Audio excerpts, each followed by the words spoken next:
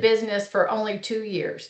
And he has already this year closed 17 transactions.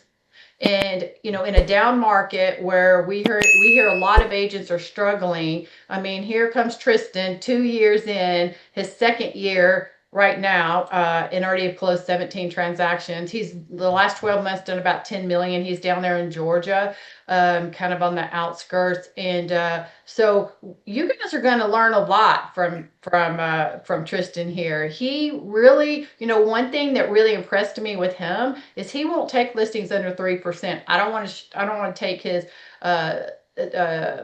thunder, because he's going to tell his story, and you guys are going to hear kind of what that looks like and what that sounds like. So Tristan, thank you so much for being here and sharing today with the Freedom Team. And I myself am super excited to hear all that you're going to share with the team. So thanks again. Yeah, heck yeah. So I'm going to do this pretty interactive. There's not going to be any slides or anything. So obviously I'm going to open this up to questions and y'all have a heyday. I'm going to go over my story in a second, but like the main things, like if anyone were to have a question for Tristan, the three things that I like to consider myself, relatively decent at is generating leads, converting leads, and then converting those leads for more money. Average percentage taken in at least where we're at in Georgia is 2.7% on the listing side. And so my average, at least the last time I calculated it, is 3.267 blended. So the story goes 2 years ago, I was working has anyone ever heard of QVC? I was doing QVC, but for jewelry. It's called Gem Shopping Network, and you may have heard of that as well. I was selling jewelry from 7 p.m. to 3 a.m. So I was selling to people on the West Coast. It was pretty insane. My wife and I were married. We never saw each other ever because I was working nights, she was working mornings, and we were also paycheck to paycheck. And so I was making a pretty good living, 70, 75 selling jewelry. So if I used my degree to get another job, I could only make 60, and we were already paycheck to paycheck. So I couldn't take the pay cut. So then it was like, what can I do to like make money on top of the hours I already have to work? And so I had paid for a real estate course the year before. So I was like, I might as well just like finish the course. And I finished the course, and then I was like, I might as well just get my license. And then I was like, well, I might as well sign up with a brokerage. And then I was like, shoot, dude, these monthly fees are expensive. And I can remember like a $20 expense would have taken us out. So the monthly expenses were just absurd to me. So I was like, well, I got to start selling a house. And I figured I was already taking phone calls for Gem Shopping Network over the phone. And so I was like, well, I might as well, I don't know, cold call people. And I had no clue what I was doing. I literally had no clue what a real estate agent was or what they did. I just had the license for it. And I knew they could answer, they sold houses, obviously, but I didn't know like what it was or anything. I had a productivity coach at the time, not to like help me be productive. I just needed somebody to help me with the contracts and really tell me what. So I actually landed my first listing appointment without having a clue what an agent did. So I called my productivity coach and I said, hey, what do I say at this listing appointment? Like, what do I do? How do I say it? So then I got the listing appointment. Then after I got the listing appointment, by the way, quick story, I didn't even know how to fill out the contracts. And so I was like, hey, I think you sign here and do all this. And they're like, you don't know how to fill this out. And I was like, I really don't, but I promise I'll sell your house. Like, I'll do a great job. I just don't know what to do. And so then they're like, you're scaring me. And I was like, I would be stressing too, but trust me, I got you. So they signed the papers. They just, God, I think God was just like, here's a bone, dude. So he really helped me out. I got that listing, and then I got another one. Again, paycheck to paycheck, had no money. So my mom had to give me money to buy clothes and my sign and my lockbox and my FMLS, like everything. Then I was like, okay, I kind of like this for sale by owner thing. And I sucked. And my wife was working from home. She would always hear me cold calling, and she would, yell from the other room, like, hey, that was terrible. Try this or say this. And so she really helped me like manufacture a script that worked for me. I don't like the word script, but it worked for me to keep them on the phone. So then over the course of the whole next year, so August to August of last year, I took 18 FSBO listings in my first year. Some of them didn't sell, some of them expired. I realized I was really good at getting the listings, but sometimes like I would take them at too high of a price, but I never balked on the commission. I'm sure there was at least 3 instances where I would turn down a listing because they just would not pay more than 2.5 to one side. And I was like, hey, I'm just not your guy for it. And so send that to someone else. Then I joined EXP last year. And since I joined EXP, my business has just exploded. So I've done a lot of for sale by owners, door knocking, circle prospecting, expireds, anything that y'all don't want to do, like the prospecting, I've done, and I've done it way too much. And now the business is doing really, really good. I'm super blessed. And that's kind of where I'm at now. Obviously, I can talk a lot about door knocking. I can talk days on end about FSBOs. I can talk a lot about circle prospecting or just taking commissions higher than 3%. Hey, Tristan, Tristan, go ahead. I'm sorry. Tracy, you wanted to ask him? yeah, where were you before EXP, Tristan? Keller Williams. Okay. And what's the big difference? Can you share that real quick? Yeah, that's a great point. So big difference is I would go to the productivity coach and I'd ask him like, hey, what do I do to generate more business?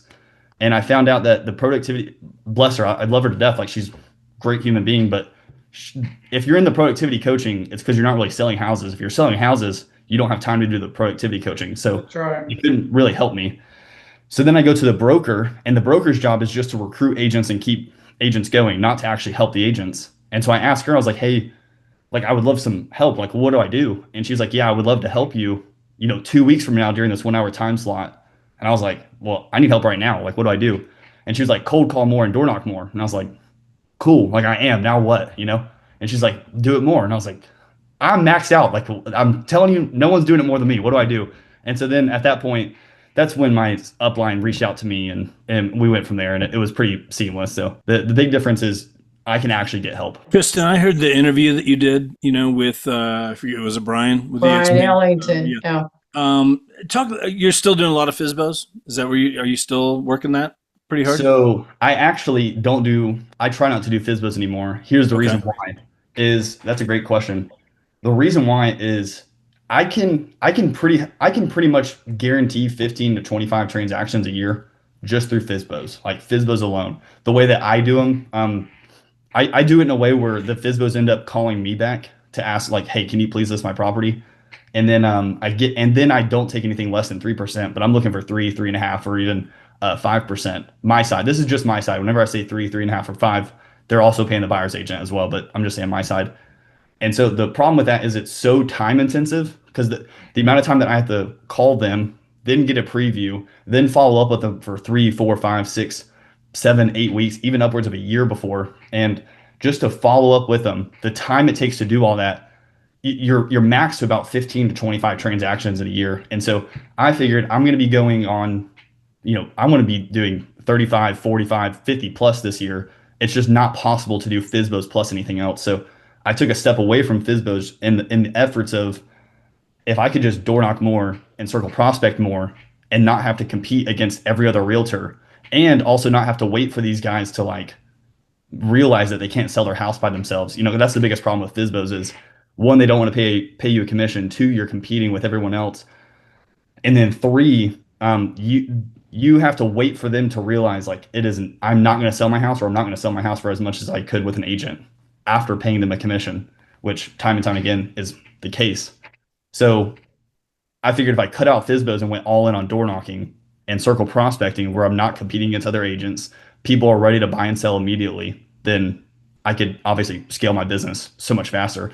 And it also allowed me to control my mornings and afternoons so much easier because I'm not at the whim of these FSBOs. So that's why I stepped away from FSBOs. I think it's still a great lead source. What is your system for circle prospecting? Great question. So have y'all ever heard of Espresso Agent? Okay. And like literally the best dialer ever. I know the CEO of Espresso Agent, and then I also know of the one at like RedX, Vulcan, Mojo, all those. Espresso is the best because it'll whitelist your number, so you never show up as spam, and you never show up as like a telemarketer. You look like you're somebody that's from the area. So mine, I just made like Gainesville, which is close to where I'm at, and so it always looks like, oh, I should answer this phone. Like this is somebody I know. It's not telemarketer, it's not spam. So I wake up every single morning at the same time. I do the exact same thing every single day, and then I'm on the phones by 8. Now it's 8:30. I do a lot of housekeeping from 8 to 8:30 because of listings, under contracts, and all that stuff. But now 8:30 is pop on the phone, circle prospect. Then I find the neighborhood I want to contact, which is typically based on, let's say I have a random buyer. For example, so then the random buyer is like somebody that I may have just like randomly came across. And for example, I had one that's looking for a ranch in Flowery Branch.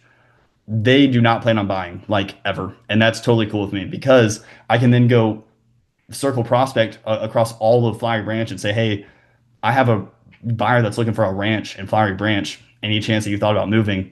And then once we get further in the conversation, I'm very upfront with them. Like, hey, the odds of this buyer just not buying this place is very slim to none. They're not super motivated, but if it was the right house, they really would consider buying. I'm very straightforward with them.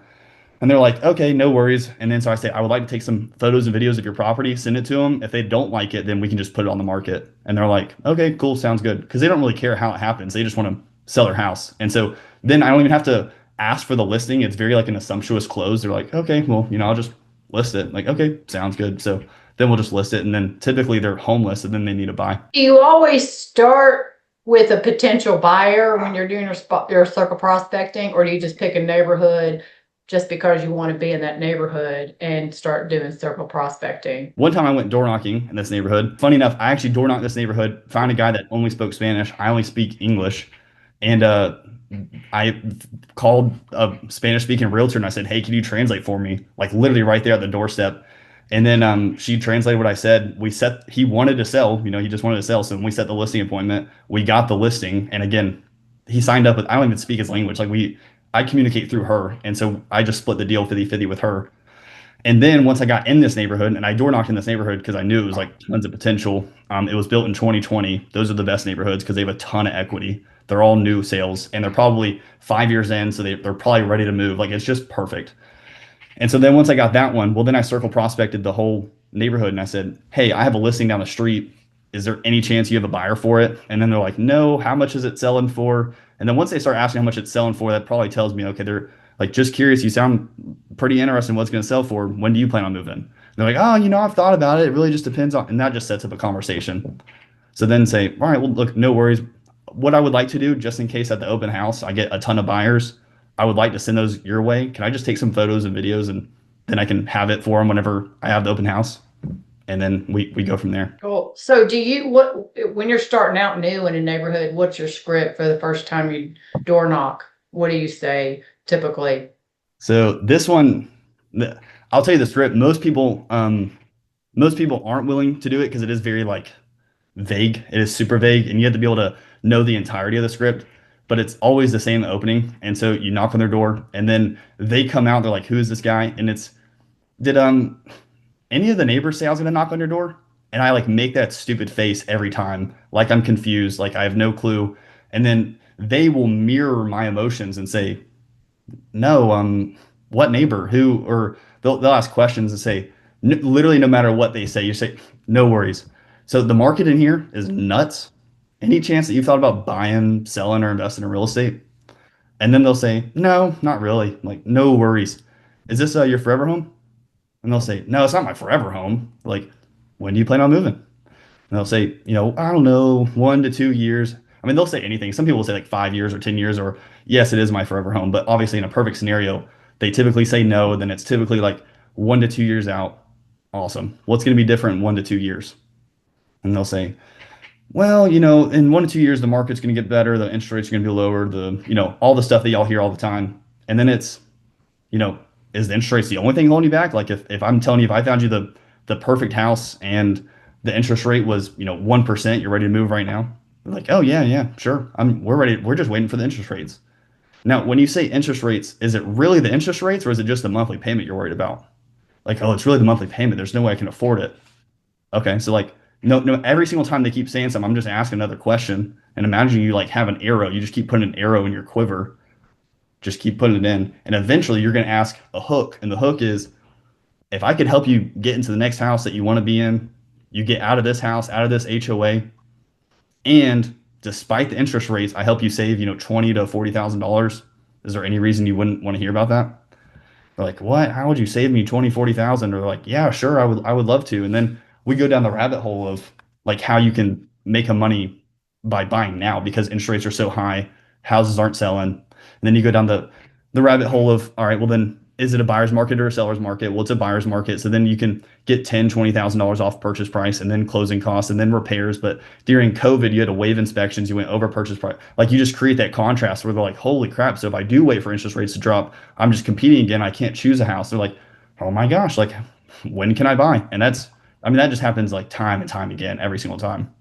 And then once you close them on the buy, it is the easiest, simplest thing you've ever heard in your life. Like, then when they find the house that they want and they know they can afford it and they know that the interest rates doesn't matter, they can always refinance.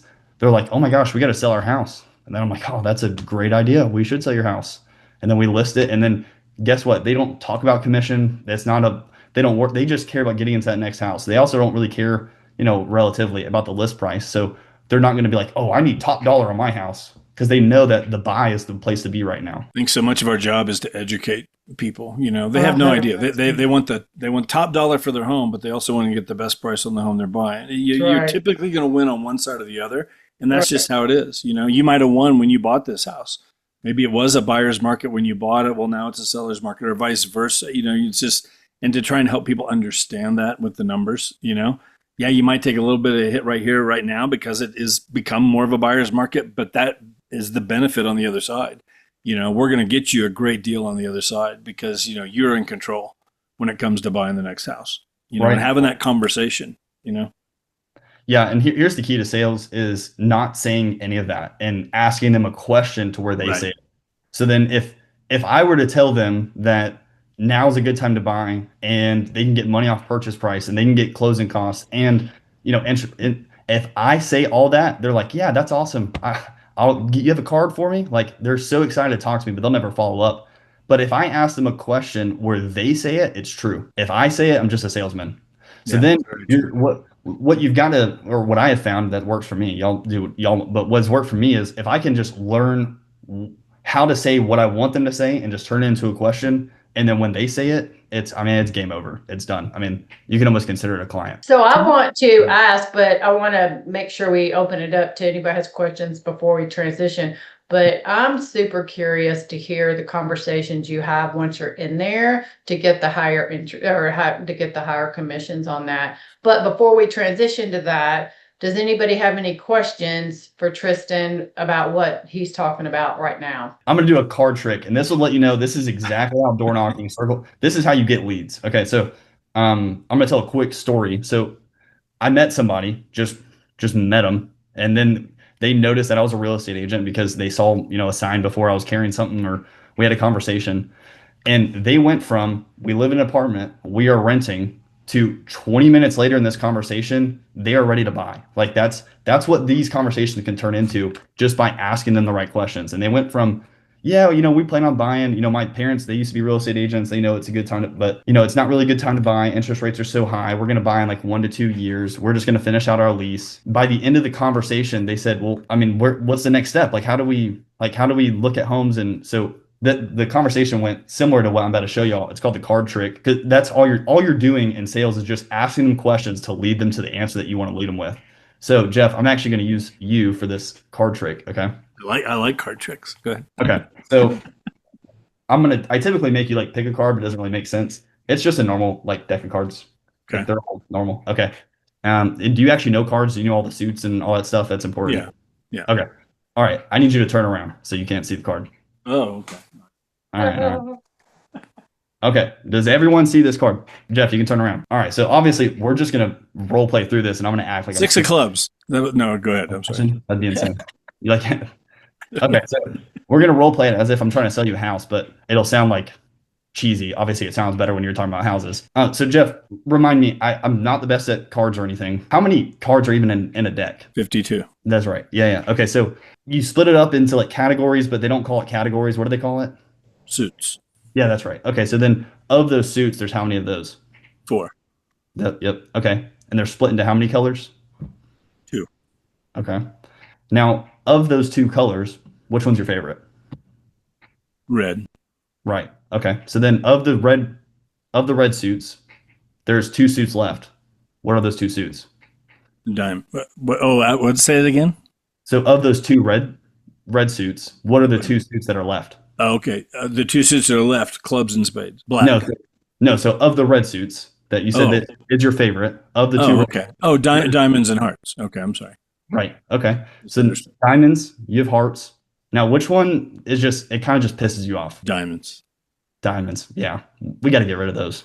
So then you have which suit left? Hearts. Right. Okay. So of the hearts, hearts are split into 2 different categories. Actually, all suits are. You have numbers and you have face cards. Right. Now, which of those 2 just light you up? You're so excited about this. The face cards. That's what most people say. But because I'm a villain, I'm actually going to throw those away. So you have the numbers left. And then of the numbers, you have both low and high. Which of those two come to mind first? Hi. High. I would definitely agree. So of the high cards, we would probably consider those what, 8, 9, and 10? Yeah. Okay. So of those three numbers that are left, of the red hearts suit, which one is your just, if you had to pick a card, which one would it be? 10. Yeah, all day. And that is your card. So that's what sales is no matter their response, it's good. It's awesome. It's great news. Yeah, of course. Yeah, of course. And then if they say something you don't like, you just toss it away. It doesn't even matter. So then he said, what, diamonds was his favorite? Like, yeah, but because, and then he laughed after I said it because it's something that nobody would say. So then obviously humor's involved in the sale of the homes and selling yourself and everything as well. So he said, diamonds, of course, but I'm a villain. So let's just get rid of those. And that's what you need to do on the doors, on the phones, when you talk to random people, is be able to make them laugh as well. And you do it in a way that's still moves them down in the right direction, which is setting the appointment or buying a home. And fun. Like that was fun. That was very out of the box. Anybody have any questions about the lead gen prospecting, Tracy? I do, Tristan. You mentioned that you're no longer doing the FSBOs, but you did say that there was something that you can say to get them to call back. What was it that you would say to get them to call back? So let's just go into FSBOs then for that reason, because I can't just lightly touch on it. Okay. The way I set up the FSBO calls, it's the same opening every single time. It's, hey, what's up? Is this the owner of 123 Main Street? They're like, yeah, it is. Dude, I bet you've had a million realtors call you.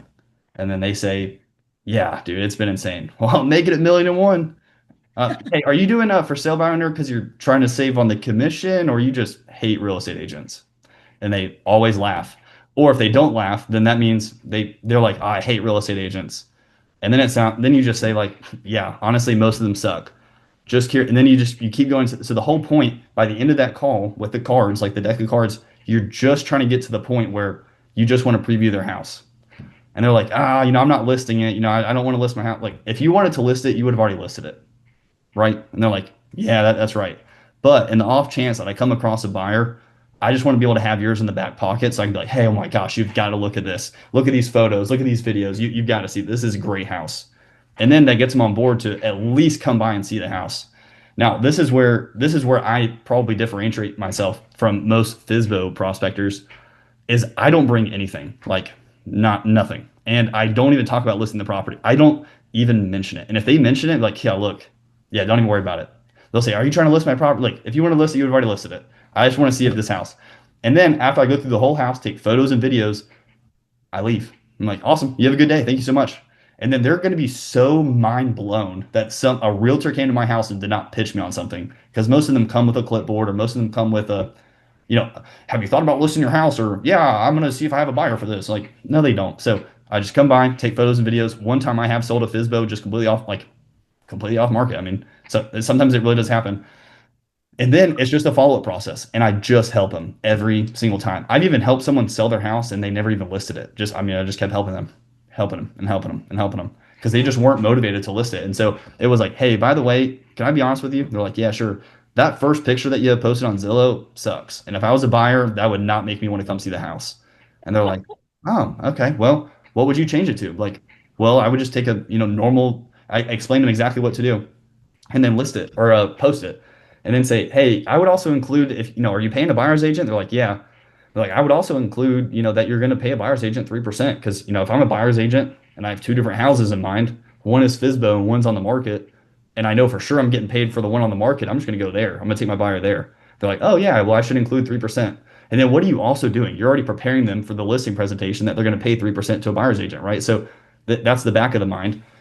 And then somewhere down the line say, hey, the market's kind of changing. Do you know how much your house is worth now? And they're, if it has changed, or if their house is way too much or way too little. If it's way too little, it's the easiest pitch ever. Like, hey, you've got to see how much your house is worth. You're you're listed at 350, it's worth 400. You could pay me a fat commission check. You could pay the buyer's agent a fat commission check, and I can still make you 25 grand more. Like, that's pretty easy. But whenever it's super high, you go through the same listing presentation, not listing, you're not listing present, home evaluation presentation. Say, hey, look, this is how much this house sold for. This is how much this house sold for. This is how much this house sold for. Is your kitchen better than this kitchen? No. Is your backyard better than this backyard? No. Like, we go picture by picture, and eventually they're like, Oh, so my house is worth closer to 400, not 450. Like, yeah, I mean, I guess I don't know. I'm not the buyer for your house, but I mean, that's probably what the market would indicate. So then guess what? Whenever their house still doesn't sell for sale by owner, I've already worked on the price. I've already worked on them paying buyer's agent commission. And then eventually you just keep following up with them, say, have you had any showings yet? Have you considered doing an open house? And if I were to do an open house, this is what I would do. I would door knock every single house. And so they're not going to door knock anyhow. I mean, they're not going to do any of that. But then they're like, holy crap, this guy would have door knocked every house. It's like, I'm just planting seeds every single time in their head. And then eventually, it ends up being about 4, 5, 6 touches in. I'm like, Jeff, can I ask for a favor? They're like, sure. If you just get to the point where you just hate this and you just want to list it, would you just consider me? And they're like, oh, dude, of course. You've been nothing but help. Like, of course. And it ends up being like on average 2 to 3 weeks after that, they're like, Tristan, I'm done. Just come over. Just list this thing. And it's the easiest conversation from them because then it's like, awesome, fill in the box here. This is how much it lists for. This is this. And all right, let's go ahead and list the thing. Yeah. Now, the reason I don't do FSBOs anymore is because that's so time intensive where I could just go door knock 100 houses and somebody is going to be willing to buy or sell out of 100 houses. Now you want to hear how to get 3.5 or 5% out of the Let's FSBOs. talk about Well, that. before we transition, just one quick. So are your lead or your main two lead sources then just strictly door knocking and circle prospecting all day? And when you and I talked a few weeks back about having you come in, like you're very dedicated to your prospecting time. Once you transition your mindset to I'm a real estate agent, from real estate agent to I'm really just a prospector, like that's when your whole business changes because like really your job is to just generate leads. And like technically, if you were to generate enough leads, I mean, over a given like a long enough period of time, even if you suck, like I mean, you suck at it, eventually somebody will say, "Dude, I need to sell my house. You're the only person I know." It just by chance. And so I have a funny story about that. When I first started door knocking, I think it had to have been the first, second, or third time I went door knocking. I only had an hour to door knocked like 20, 25, 30 doors. And then I just finished Fanatical Prospecting by Jeb Blunt. Great book if y'all haven't read it. But the whole point of that book, the theme of the book is just one more call because he does a bunch of cold calling. But I was like, I'm door knocking, so just one more door. I knock on one more door, and then they said, no, I'm not looking to sell, but that person up the street, they just moved out. They need to sell fast. And so I was like, well, shoot. So I like ran up that street and knocked on the door. No one answered. But then the Ring camera came on. And so I pitched them through the Ring camera. And I was like, hey, have you thought about, and they're like, we already have an agent. We're already under contract on the buy for our house. And say, well, you know what? I have a buyer for your house, which is why I was door knocking. I had somebody who was loosely interested. I didn't really plan on them buying. And I was very upfront with them. I don't think that they're really going to buy, but it's at least worth a shot. I like take some photos and videos of your property. And so then whenever I went over to their house the next day or two, and again, just an absolute laydown. Like I sucked. I actually have a YouTube video about this. It's on my YouTube. You can watch the whole thing. The pitch sucked. You can see my pitch through the Ring camera. You can see that I'm awkward. I'm weird on the doors. I'm not used to it. I'm not good at it. Just by pure chance, pure statistically, somebody's going to say yes. And so went to the house, took photos and videos, and then I said, look, if they're not interested, then we can just go ahead and list it. They're like, honestly, yeah, I really didn't want my agent to list it. He's really super lazy. I don't really like him. I would rather somebody that's out there hustling. And remember, like yesterday, I could have just given up and said, or yesterday then, I could have just given up and, oh, they already have an agent. Like she wanted me to knock on the door. She was so happy that somebody else was ready to sell their house. And so then I almost challenged a lot of y'all's thoughts. Like it's kind of selfish of us not to present ourselves as another solution to some other people because they're looking for a solution. They just don't want to admit it. I think one of the keys here, Tristan, there's agents on here that have been in the business for 20 plus years. There's agents been on for 10 years. There's agents that just got licensed in the last 6 months. This is a whole mix of agents here right now with us, and who will watch this recording as we post it up here. I think one of the keys is just really truly like time blocking, running your business like a business. Yeah. And not letting your business run you. I used to be like, I was so disciplined with like Saturday mornings for me, back in the day when people answered their phones, I was on the phone Saturday mornings religiously from like 9 to about 11:30 in the morning. I blocked it out every single Saturday. The only time that I ever would give up that time is if I had an out of state client coming in, they're coming in for the weekend. We're under a time crunch. They want to find a house this weekend. Like, okay, I'll make an exception there. But otherwise, if somebody would call me on a Thursday, hey, we want to go look at homes this weekend, I'm available on Saturday. I can meet you anywhere, after 11:30. My morning right now is booked, but what do you have after 11:30? And we set the time. My appointment is with my phone because I could set up 5 or 6 more appointments during those 2.5 hours with more buyers, more sellers for that week, buyer appointments, listing appointments, whatever, during that time. Way more valuable than me running out the door for 3 hours, 4 hours, 5 hours showing homes. And setting yourself up for that future business. And I ran into that at the beginning. I'm chasing the next dollar and chasing the next check. And I get it. You got to do what you got to do. But at the same time, then I'd have those months where I'd have like 3 or 4 closings. And then I'd have 3 or 4 months where I'd have nothing because I was so focused on that now business right now, not working ahead, And so for the newer agents on here, I would just tell you, if you haven't learned that yet, like just hear what he's saying, like block out that time, run it like a business. You are running a business.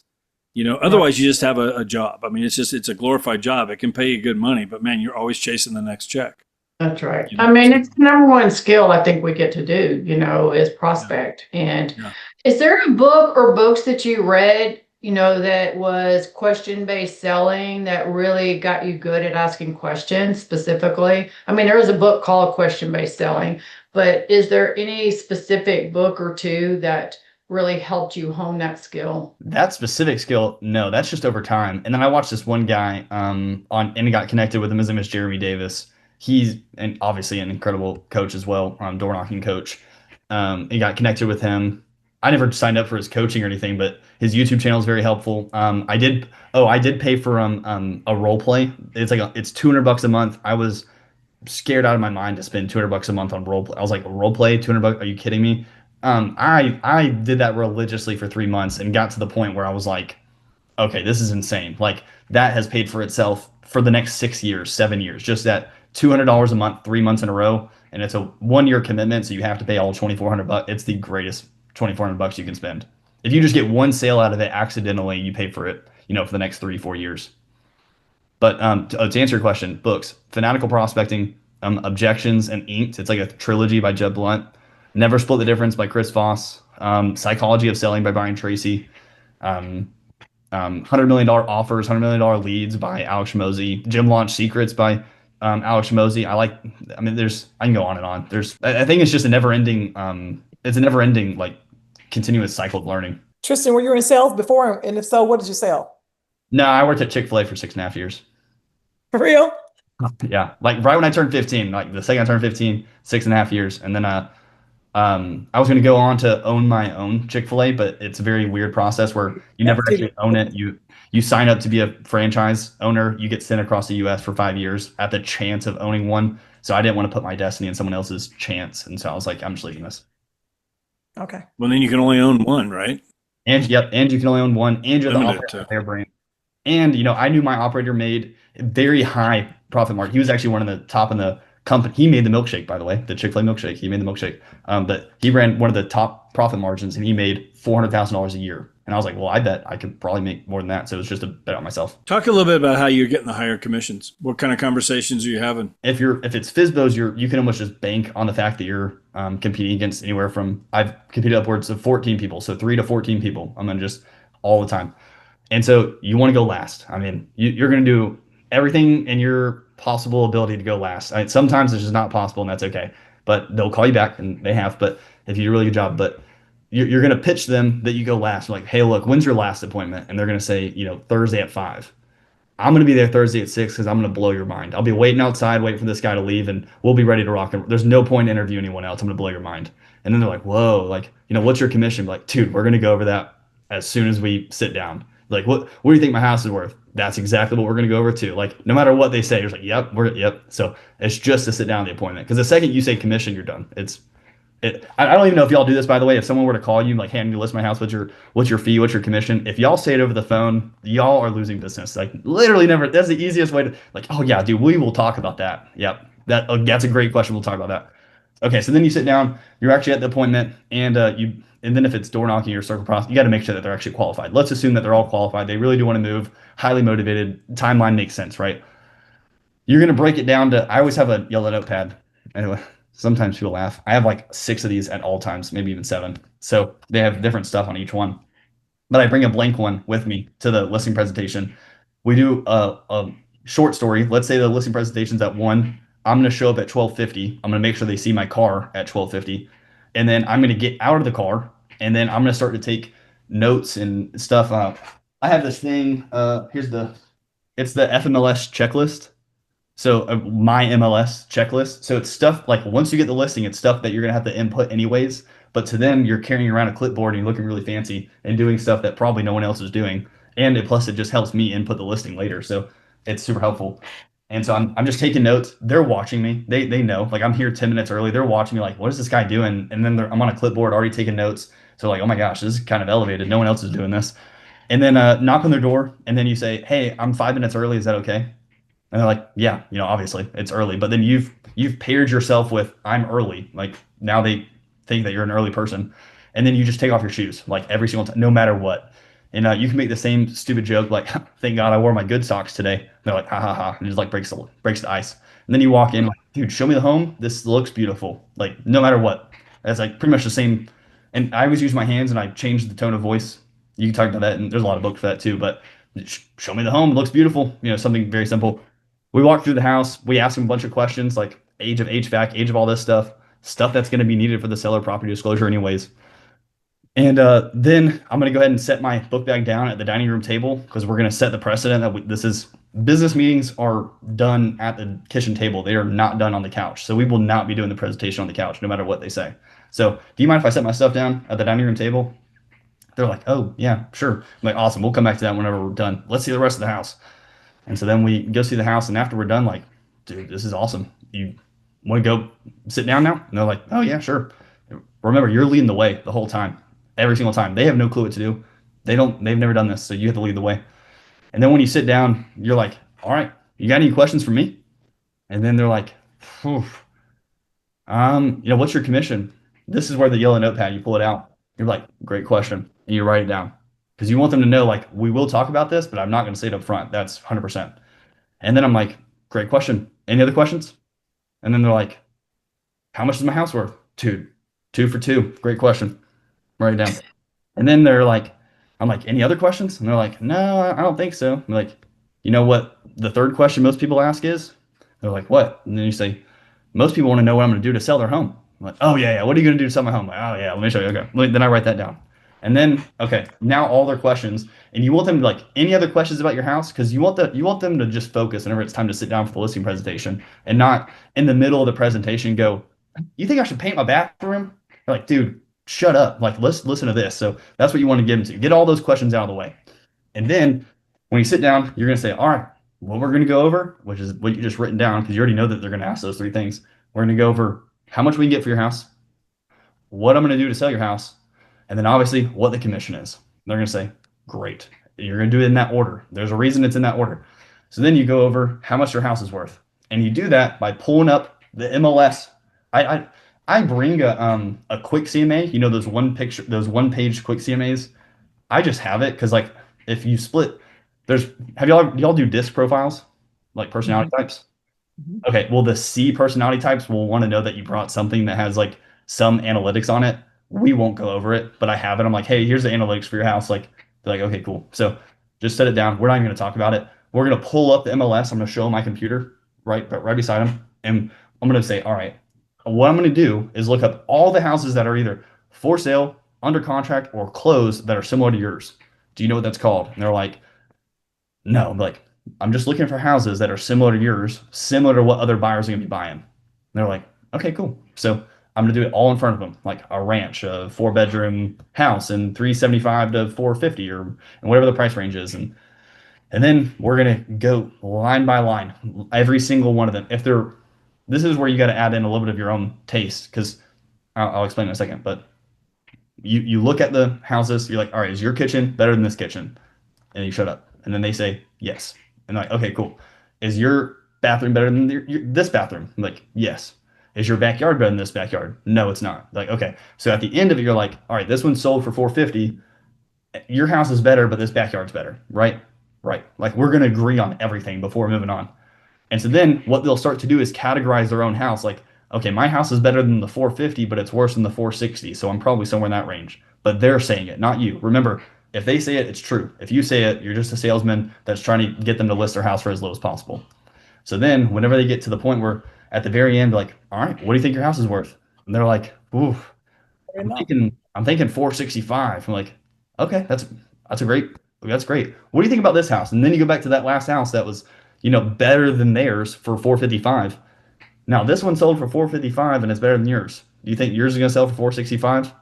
No, but I'd like to try it. You're like, well, then we go over the concerns of like trying the market, and you got to go over all those objections. Be like, okay, well, we have three different options, the three different pricing strategies. Now, this is something I've recently implemented just because the market's been nuts here in Atlanta where stuff is going down. It's taking forever to sell.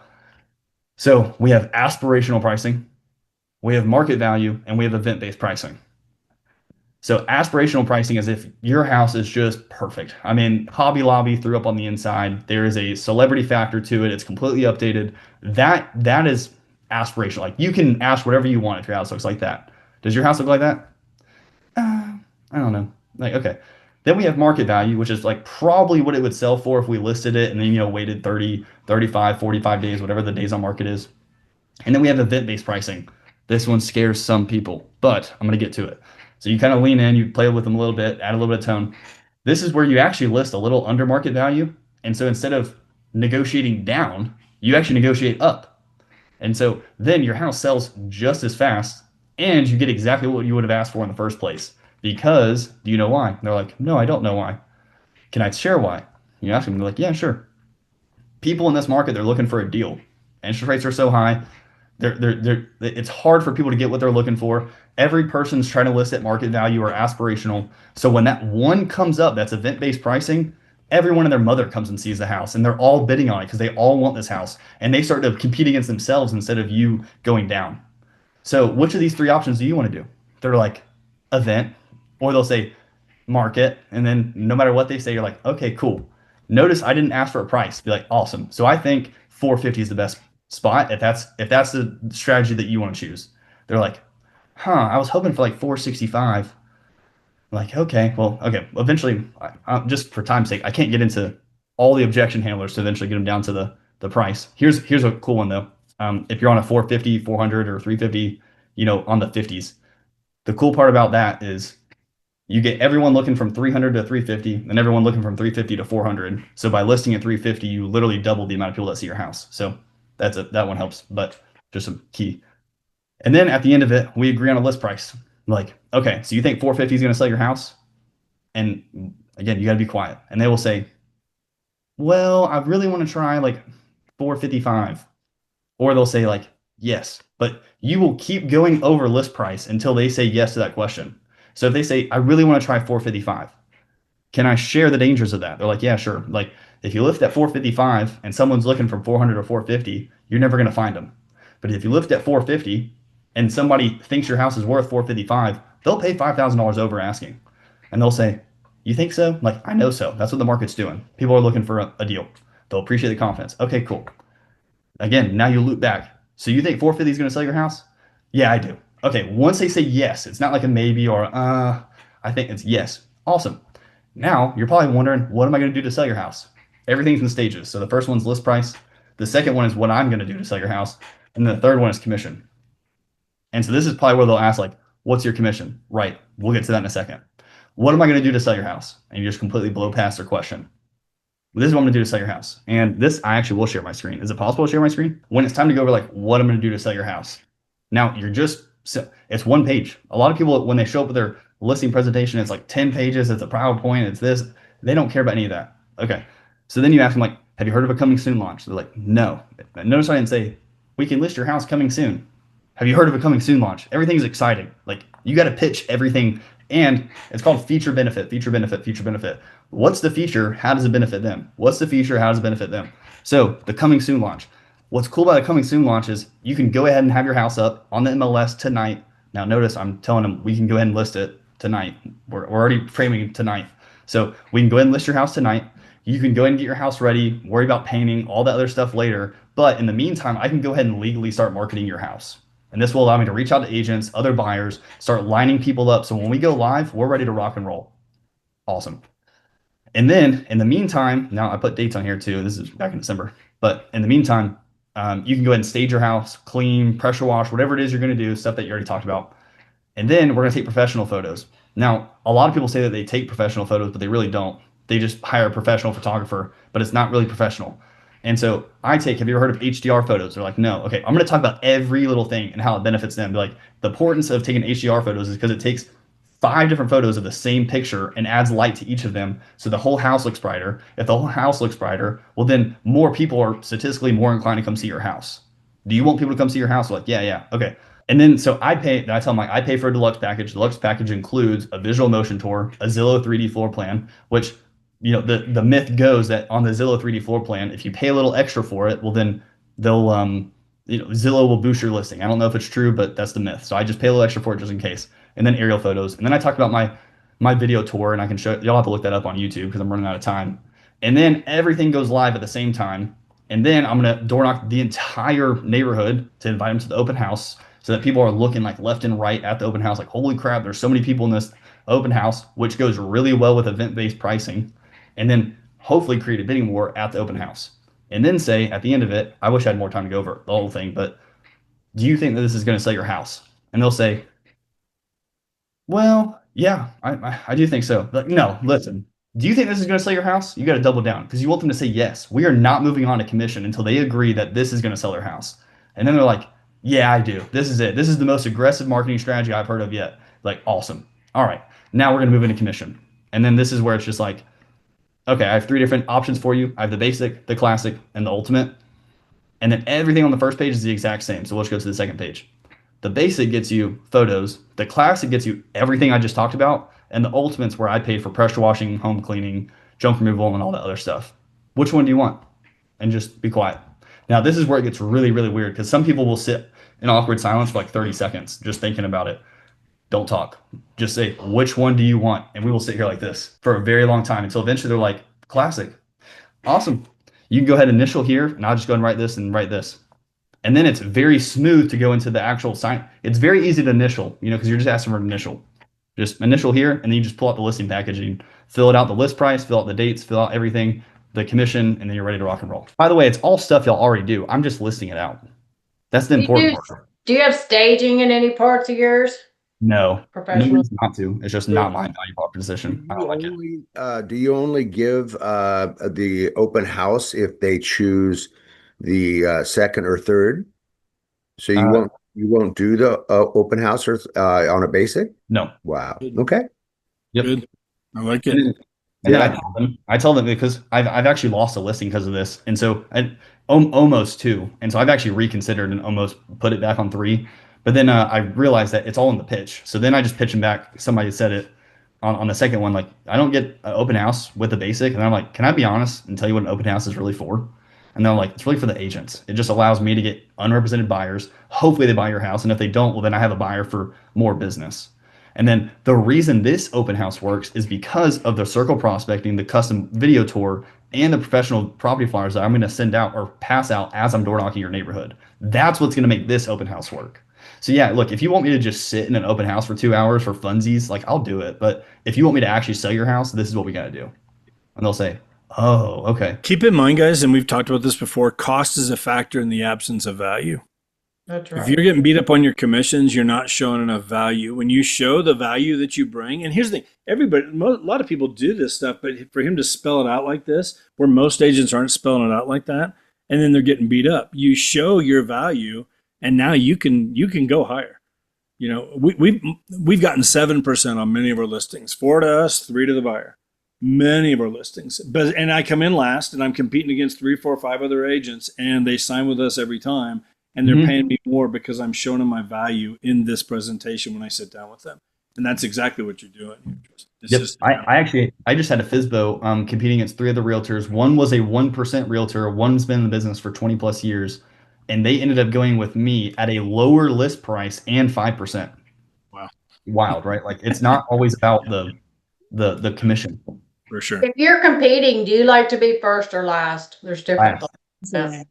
100% last. Yeah. Prior to the listing, I'm going to price out all that stuff. And I told them straight up, I was like, hey, by the way, if you were to do all this work yourself, you would save yourself a lot of money. The reason people go with the ultimate is because it's convenient. I talk to all the contractors. I pay for all of it.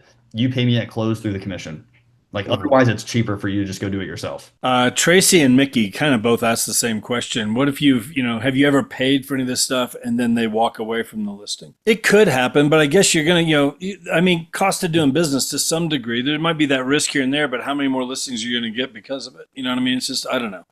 There's been a few things I've done where I'm like, oh shoot, but here's what it got us in the long run, Well, 40,000 extra in commissions. So yes, I've done one where they signed up for it, and then I personally had to help my pressure washer guy do the pressure washing because he was so booked up. He did me a favor. We're trying to move quick, and we sprayed the soap on the grass, and it ended up burning the dog's feet whenever she took out the dog, and she got pissed, and so she canceled the listing, and she ended up paying me back for the pressure washing, but there was a chance that she was not going to pay me back for that, and I mean it's the cost of doing business. And I do put on all my listings now whenever I do that if the house doesn't close for any reason, termination, doesn't close, expires, withdrawn, nothing, that I'm to receive in full all receipts, whatever. Now they could just not pay you back and you take them to court over $2,000 or not. However, the best part about it is everyone should do it. Make it 6%, make it 7%, make it 10%. It doesn't matter. It serves as a price anchor. So they're going to look at 10% and say, holy crap, I'm that 10. So then when they look at 3.5%, like, oh, that's a deal. Like, that's insane. I'm not doing that one. So 3.5 is great. And it's only a little bit more than 3%. So like, why would I not do 3.5? It's just very obvious. Like, they're like, oh, of course, the classic. That's what everyone does. Nobody wants to be basic. They all want to be classic. Of course. Adrienne was asking, when do you address repairs needed for the home? Do you do that when you're sitting down at the table with them or when you're walking through the house? When do you address, like, here's some things that we see we need to get done? I guess it kind of depends on the person, honestly. You kind of just feel that out. Like, if I just show up and they're a little like cold, I'm not going to be like, hey, by the way, fix your dishwasher. But if after the whole presentation, they're signing up with me, they're using me, like, hey, let's go over the things that would be best to get done before listing. Obviously, you do whatever you want with your money, but this would be worth your money to fix. And you're like, oh, you got to fix the dishwasher, you got to fix this. One of the things too we've talked about with different kinds of programs like this, it's your program, so you can always put up to such and such amount. That's another way to handle some of this stuff. I'll cover the junk removal up to $500, or I'll cover up to this or up to this, whatever, and just you could have that in there as well, like in terms of a little asterisk, some conditions apply kind of thing. I mean, we've done that stuff all the time with different kinds of guarantees. We've done different programs, and so but again, it's ways to make yourself set yourself apart from all the other agents that they're meeting with. What I found is typically my business is like I'm trying to get the listing before anyone else. Like it's like I'm always on edge. So it's like, just, let's get to the papers. Like but here recently with door knocking and sort of, it's been a lot easier to just be like, yeah, sign here. They're like, okay, cool, sign here. And then, hey, by the way, you need to do this and this. And they're like, okay, cool. Another reason why I stepped out of FSBOs. They're just tough. Tristan, have you heard of multiple offers AI, where you can walk in the door, literally have anywhere between 3 and I've seen it as high as 11 cash offers for the house, like when you walk in the door? Have you heard of that system? No, I have not. That's funny. It's something we're going to be doing a training on here soon. We're getting some things together for that, but I could talk to you offline if you have an interest in that. Could be a great way to get some, even with FSBOs, when you walk in the door and you've got offers in hand, whatever, like another way to set yourself apart. I actually, funny enough that you bring that up. I have 3 cash offer people who I used to always say, I'm going to talk to Mark Spain, or I'm going to talk to Orchard or Open Door, and like, hey, I work with a pool of investors who offer cash, and now EXP has express offers. So like by the way, the biggest buyer for express offers at EXP is Open Door. So it's very like, oh yeah, my business partners with Open Door. So instead of going through them, why don't we just see if it makes sense, and we can just wrap this thing up, and then you just set yourself up for the listing. And then at the listing presentation, I've told all 3 of them, like, hey, by the way, this is what they're going to do. They're going to walk in. Let's say your house is worth 300. They're going to offer you 200. You're not going to like it. Then they're going to say, well, why don't we just list it for 300? And you're like, yeah, why don't we? It's like, well, let's just skip a step and let's just do that now. And they're like, okay, cool. We've got a guy down in Durango, Kyle Kunkel. He's an EXP agent down there. And so with multiple offers, you can take any home in the country, any address, put it in there, and it will come out with anywhere from 3 to, again, I've seen it as high as 11 cash offers takes about 45 seconds. And you literally have them, and they're all legitimate deals. He put 4 sellers under contract and got 9 new listings in 3 weeks through that system. And so it's something we're going to be training on here shortly. It's coming. We're getting some things together for that to kind of break that down. But anyway, awesome. Call me later, Tristan, if you want to know more. It's something we're working on, So anyway, could be a good tool, with everything that you're doing. So any last questions, guys, before we wrap it up? Great stuff. Tristan, thank you so much for your time, man. Really appreciate it. And congratulations on all your success, man. It's a tough market. It's a tough business. And, for you being in 2 years and doing what you've been doing, I mean, just, man, keep it up because, there's no limits to where you can go with this for sure. So it's great to have you here with us. Couple quick announcements, guys. Of course, we'll be back tomorrow every Wednesday. Connect to Collaborate, just open mastermind. I do want you to put next Wednesday on your calendars, please. The 20th, okay? We got Leo Perea, CEO of EXP, coming in to talk with us specifically to Freedom Team. We're going to do that next Wednesday. Some announcements we're making for Freedom Team, different things. If you have not checked it out yet, go check out the new website, freedomteamsupport.com. It's the same domain we've had all the time, but we've reworked the whole entire website, and it's phenomenal. So you want to go there and check that out. Everything that you need is there. There's a link on there also to our YouTube channel, which is where this video, along with every other video we have, is available and posted. So you can always find all the trainings there. It's EXP Freedom Team in YouTube. If you look that up, okay, that's on there. So just mark the 20th, and then just a reminder, EXPCon is coming. You coming to EXPCon, Tristan? You gonna be there? Oh yeah. Heck well, yeah. actually, I guess I can't commit to it yet. I'm still working on it with my wife. We have a couple of other expenses coming up, but the plan is yes. Like definitely get there if you can. Whatever, you guys, you like register for it. I will tell you. 8,000 agents. One deal that you pick up out of that covers the whole cost and more. And it's a phenomenal event every year. Everybody will be there. Every name that in EXP will be there. It'll be a great few days. We are doing a Freedom Team event on Monday night, the 21st. For all of us to get together and actually meet face to face instead of just virtually online. It's always fun when we do that. So just a reminder, you can find the link to that on the homepage of our website, or you can also just look up EXPCon. So anyway, guys, thank you so much. Have a great rest of your day. All right. Call us if you need us. We're here to help. This recording will be up soon. All right.